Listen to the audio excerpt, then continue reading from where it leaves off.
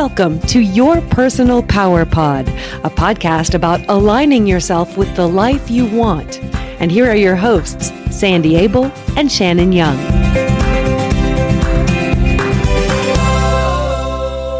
Shannon, we're back again. We are. And Sandy, I have an important question for you. Yes, ma'am. Where are you living today? I am living in probably the present at this moment, focusing on what we're doing. That's great.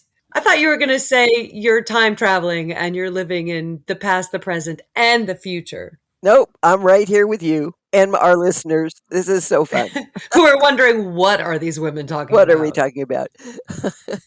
Well, I like this. You say that human beings live in 3 psychological time zones, and I absolutely love that phrase. Really?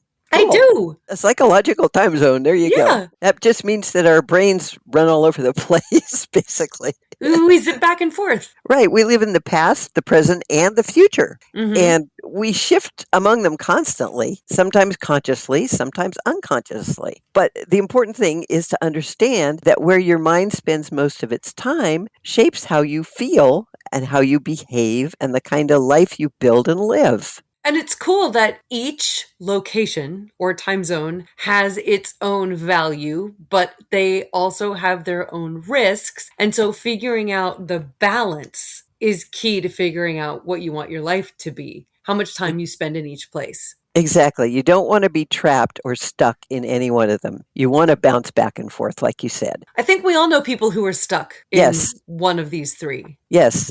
I know a woman whose husband died many years ago. She is still stuck living in the past. She loved him dearly. They loved each other. They had a wonderful marriage. But I don't think he would want her to stay stuck. But she just spends all her time feeling sad that he's gone and focusing on all the wonderfulness they had together, but not being in the present or moving herself ahead to the future. She's just stuck. And it's really sad to watch because she has so much to offer and could be enjoying her life instead of just continuing to grieve. I mean, grief is its whole other topic. And I know that for a lot of people, the act of not letting go of the grief, but deciding to find a way to bring it with you as you move forward, feels very much like an act of betrayal to the person who's gone.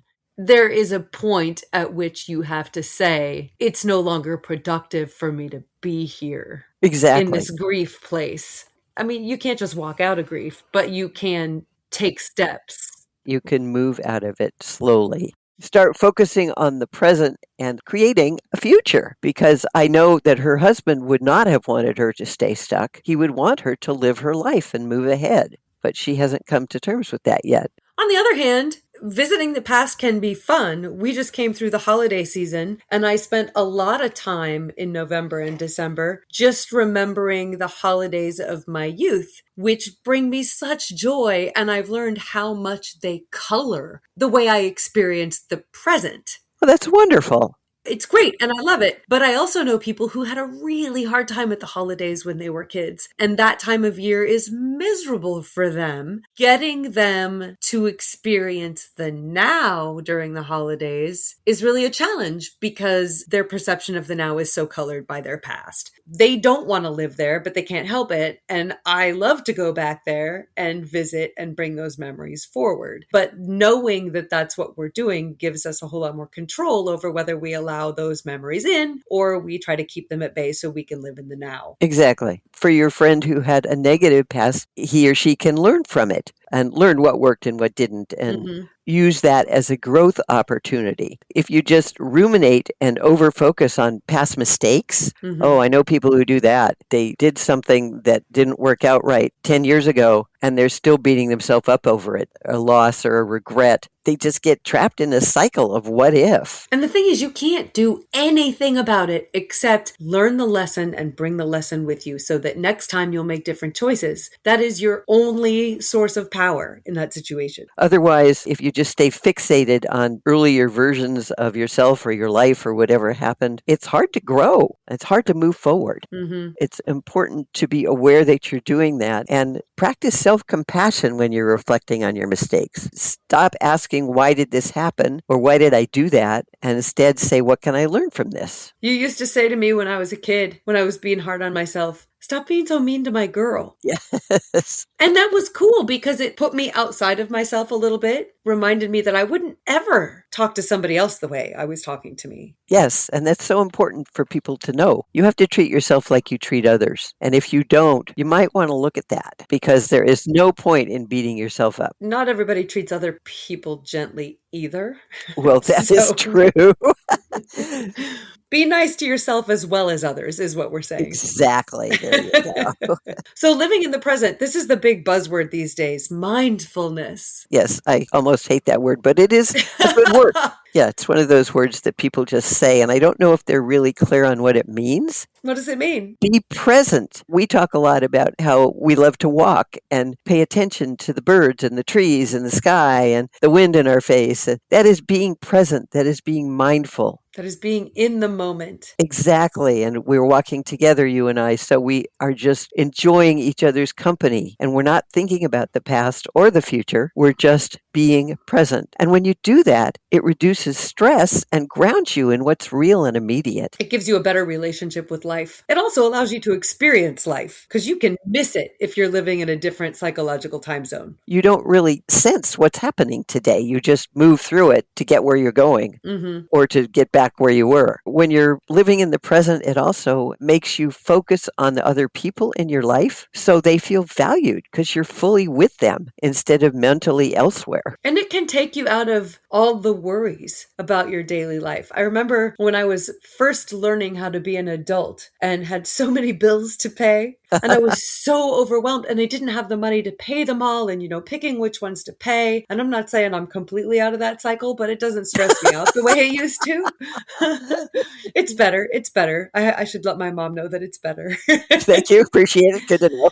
And I would call you in tears.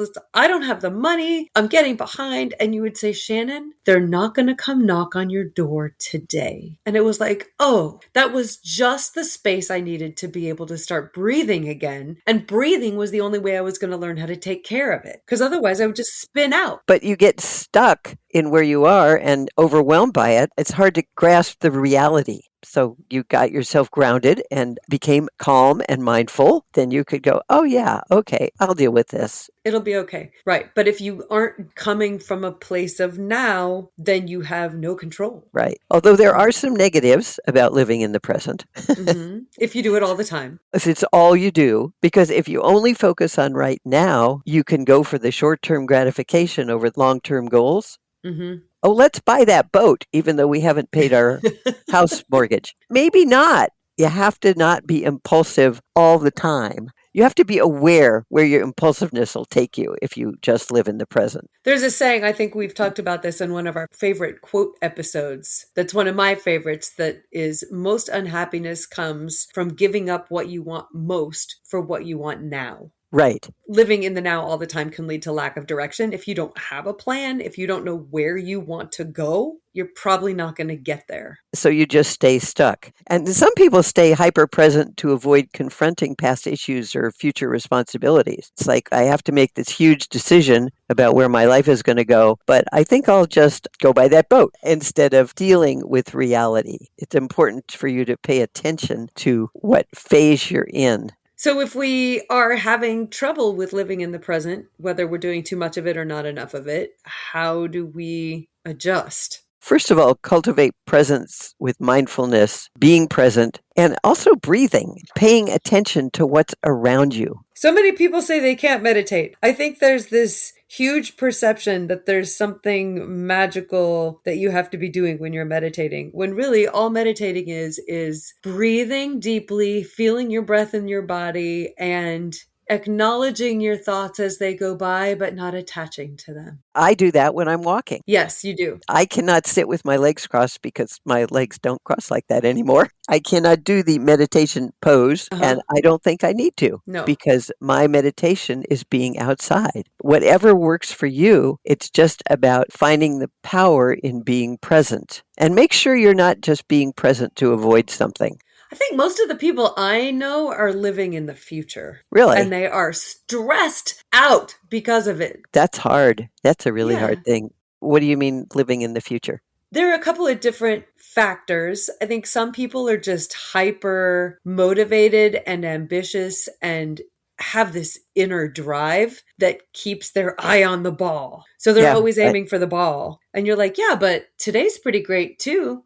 Like, I'm enjoying this coffee we're having. Can you maybe like be here for a second? Right. But then there are also a lot of people who are living in a state of high alert all the time, looking out for all the things that could go wrong and planning and just being on guard. And it's exhausting for them, but it Yes. is the only way they know to feel safe. And they can't find the joy in the No. moment because they're too focused on overthinking the future. Yeah.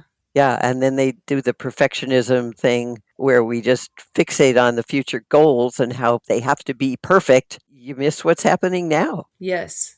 There are some positives with living in the future There are. because imagining what could be or what you want to make happen creates innovation and planning and personal growth. I think we talked about this a couple of weeks ago when I said that anticipation is one of my favorite places to live, which is great, except if you stay there, what you're anticipating never happens.